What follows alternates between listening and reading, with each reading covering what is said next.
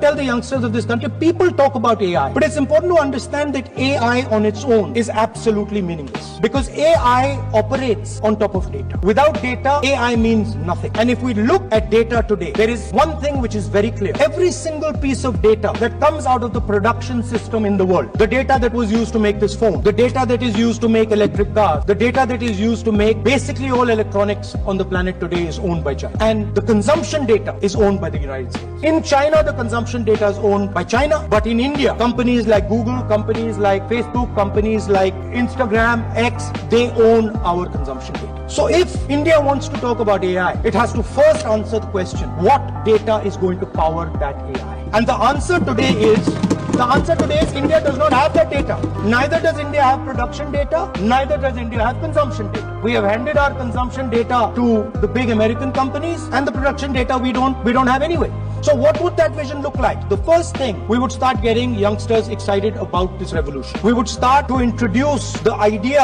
of a completely new way of moving, a complete revolution in how things move. We would start teaching our children in schools about batteries, about electric motors, about how these things combine, about how drones, robots, electric cars are structured, how they will work together. And most important, we have to start building a production network so that we can get access to production data.